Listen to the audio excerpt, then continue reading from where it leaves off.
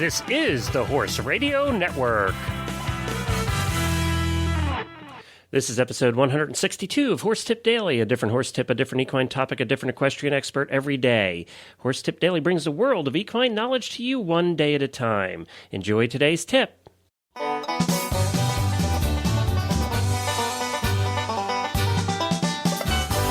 Hi everybody, Glenn the Geek back with you from Lexington, Kentucky, horse capital of the world, and you're listening to Horse Tip Daily.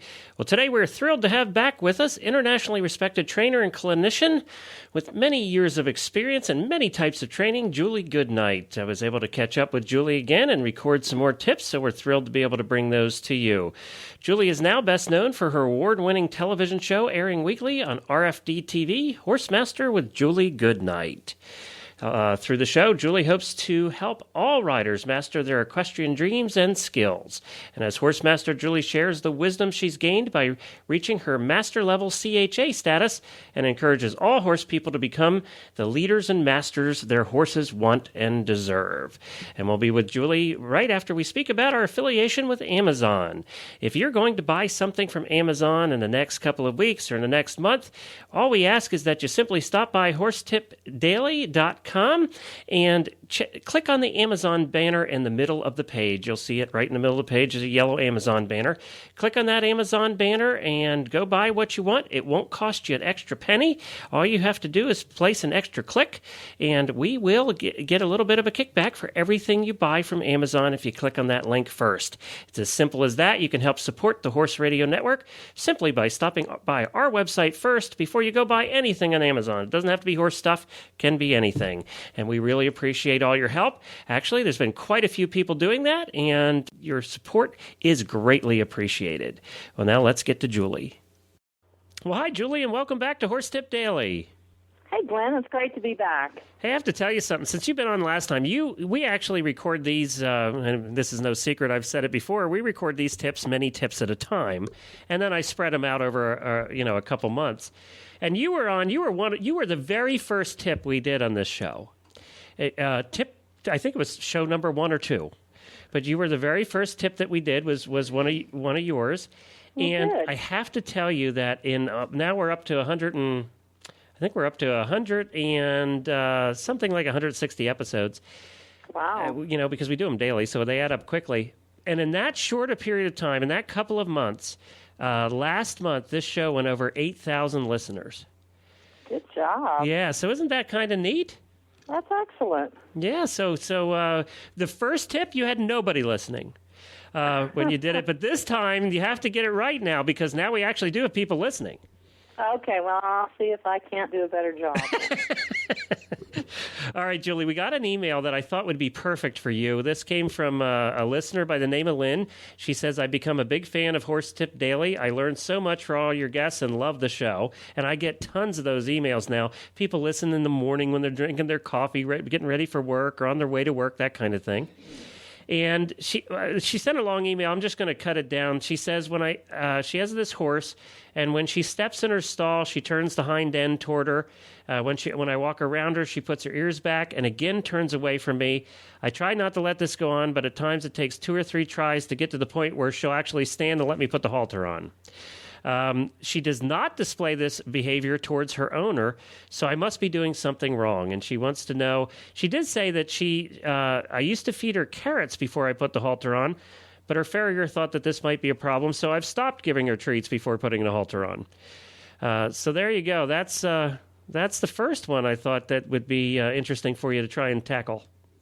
Well, Glenn, that's not a real uncommon problem. It's something that actually comes up with a lot of frequency, and it's, for whatever reason, this horse is just playing a game with her and trying to control her actions.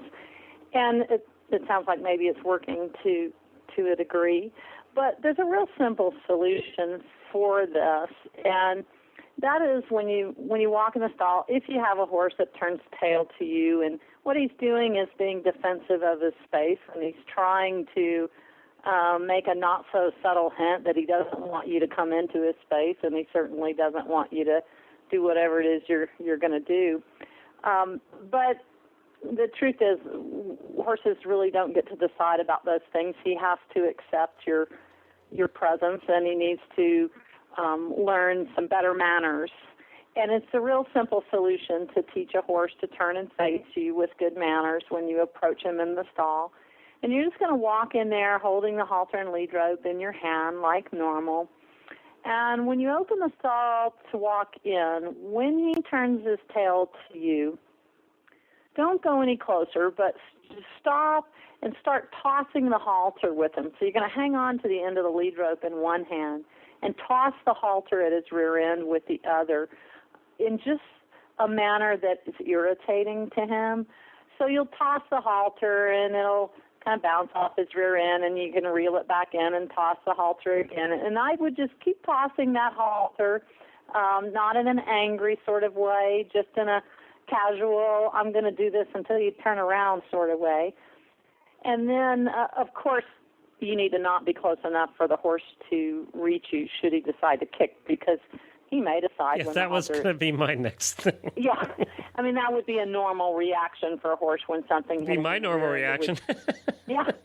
So you just want to make sure, and that's why you're, throwing the halter and not walking up and actually hitting him with the halter. But so you maintain enough distance to where if he were to kick out, he wouldn't hit you. And you just keep tossing that halter as an irritant. And basically what you're saying to him is, you know what, two can play this game, and I'm going to be just as irritating until you turn around and face me. So at some point, it probably won't take but 2 or 3 tosses before he'll get tired of that, and he will turn around and face you. At that point, for training purposes, you want to turn around and walk out of the stall and wait a moment or two and then come back and repeat the whole process again. And so he'll figure out if his antics don't get him anything except for irritation, he'll quit doing them. The problem was before, although she was probably eventually catching him, he was getting away. It was a stalling tactic, right. No pun intended. Right. But it was a way for him to put off her coming towards him. So this technique of just irritating the horse until he turns and faces you just removes any possible benefit for him. And he'll figure out in very short order that the best thing to do is turn and face you when you walk in and just let you come up and catch him. And I know that I know you well enough to know that you don't mean to whip it at him. Just that's no, not the not idea at all. here. In fact, Right. you don't want to show any emotion at all, because horses are so quick to learn they can engage you emotionally. So if you did it with anger at all, the horse might come to believe he's controlling your emotions. So it's just real casual, and it's just an irritant to the horse, Right. and it's just a tossing to let the halter kind of hit him and bounce off his rear end. Okay, well, that's great. I hope that helps Lynn.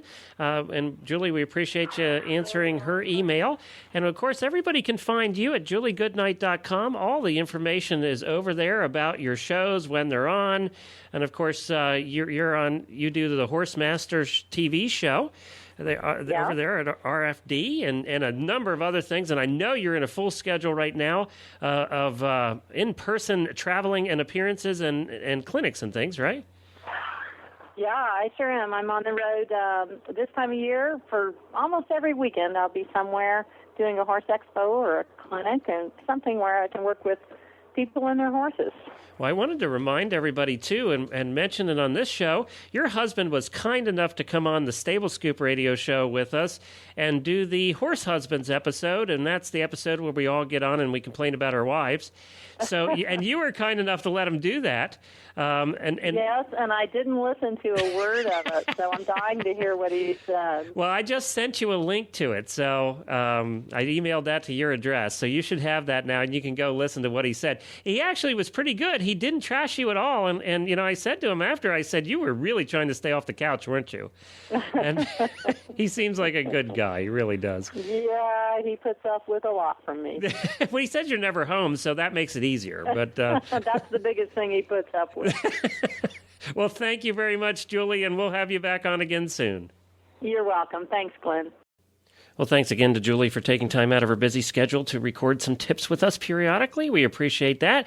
You can go to our website at horsetipdaily.com and search on the experts drop-down menu on the left side of the page, and you'll find Julie Goodnight, and you can go back and listen to all her tips right in a row if you'd like. And if you like Julie and want to learn more about her, it is juliegoodnight.com. She was also one of the most popular guests we've ever had on the Stable Scoop radio show. You can listen to that interview at stablescoop.com, episode number 40. One of the nice things about podcasts is you can go back and listen to past episodes. Many people, when they discover our shows, go back to day one and listen the whole way through, which I think is kind of nuts. But if you'd like to do that, you're more than welcome to, and we certainly appreciate it. I also wanted to mention that we have a new show on the network that started in the last week, and that's the Jumping Radio Show, hosted by Chris Stafford. You can stop on over to jumpingradio.com, and they will have all the world-famous jumpers on there, talk a little bit about hunting, jumping, and anything involving jumping, really. So you can stop over to the Jumping Radio Show and take a listen at jumpingradio.com. And don't forget to check out all the other great shows on the network. We're getting quite a collection of them now at horseradionetwork.com. And I'll be back again tomorrow with another new expert and a different horse tip. Until then, stay safe, everyone.